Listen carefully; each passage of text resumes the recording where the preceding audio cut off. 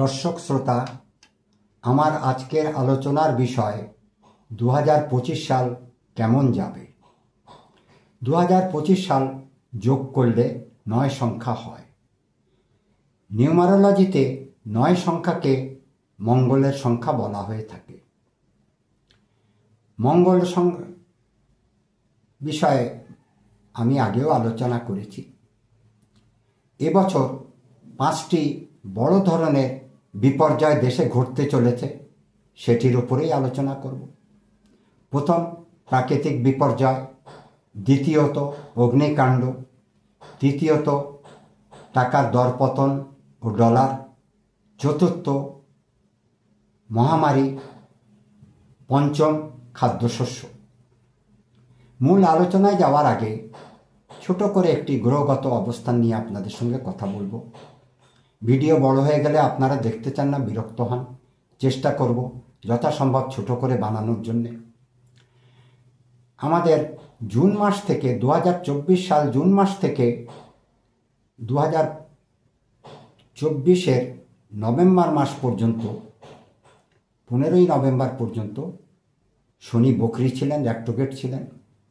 16 November 2024 থেকে 29শে March 2025 পর্যন্ত মার্গী অবস্থায় তিনি থাকবেন। 29শে মার্চ তিনি কুম্ভ রাশি ছেড়ে মীন রাশিতে গোচর করবেন। আপনারা লক্ষ্য করবেন 12টি রাশিতে 12টি প্রতীক আছে।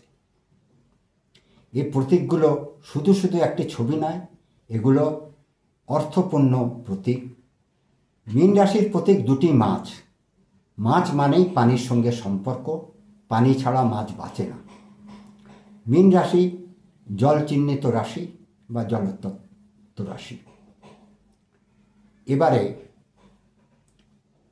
প্রাকৃতিক বিপর্যয় নিয়ে কথা বলবো। 7ই এপ্রিল 2025 থেকে 15ই এপ্রিল 2025-এর মধ্যে প্রাকৃতিক বিপর্যয় ঘটবে। প্রচণ্ড ঝড় বৃষ্টি হবে, টর্নেডো, সুনামির মতো হওয়ার সম্ভাবনা রয়েছে। অতিরিক্ত বৃষ্টির কারণে ঢাকা শহর পানিতে তলিয়ে যাবে। এমন হতে পারে 6-7 দিন আমরা বাসা থেকে বের হতে পারবো না। এটি সম্ভাবনার কথা। চট্টগ্রাম বন্দর, মংলা বন্দর, পায়রা বন্দর এগুলি সমুদ্রের কাছে থাকার কারণে অতিরিক্ত জলোচ্ছ্বাস হবে। পানিতে পোর্ট বন্দর ডুবে যাওয়ার সম্ভাবনা রয়েছে। আমাদের আমদানিকৃত মালামাল পোর্টে পানি প্রবেশ করার কারণে বেশ কিছু ক্ষতিগ্রস্ত হওয়ার সম্ভাবনা দেখা যায়। এ বিষয়ে প্রশাসন সতর্ক থাকবেন। আমার সতর্ক করা প্রয়োজন মনে করে আমি এ কথাটি বললাম। দ্বিতীয়ত, অগ্নিকাণ্ড আমাদের দেশে কোনো নতুন বিষয় নয়, প্রতি বছরই হয়ে থাকে। এবছরও হবে।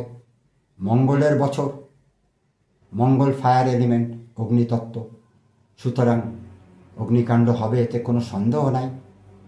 এখানেও আমাদেরকে সতর্ক থাকার প্রয়োজন রয়েছে। এছাড়া তৃতীয় যে বিষয়টি, সেটি হচ্ছে আমাদের শেয়ার মার্কেট। টাকার দরপতন হবে, ডলারের মূল্য বৃদ্ধি পাবে, জিনিসপত্রের দাম বাড়বে। সঙ্গে সঙ্গে আরও একটি বিষয় আলোচনা করছি। শেয়ার মার্কেটের অবস্থা আমাদের ভালো না। শেয়ার মার্কেটে ধস নামবে।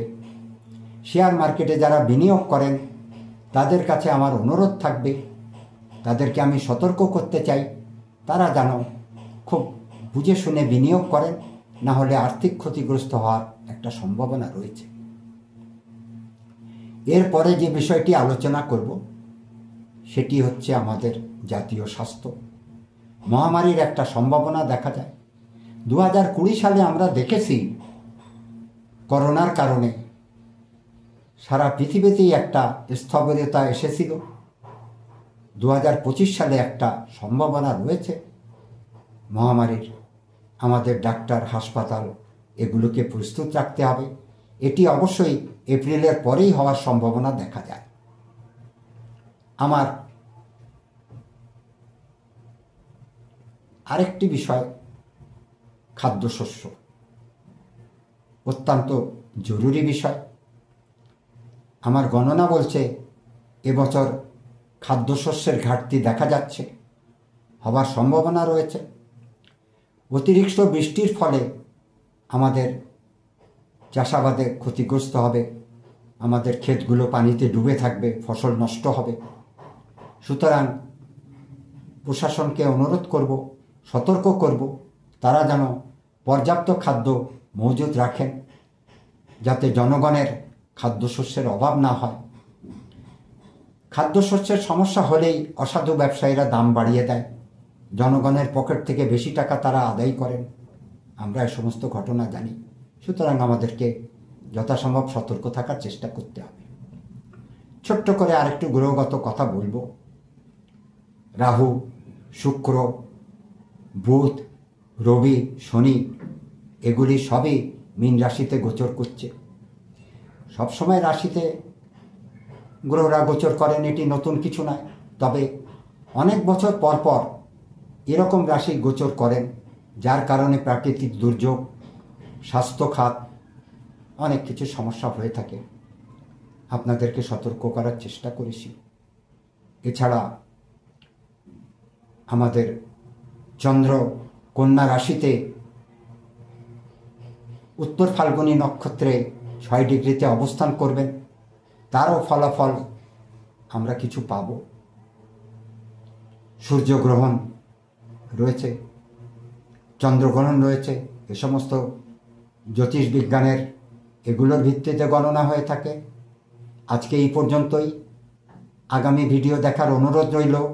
আপনাদের সকলকে ধন্যবাদ।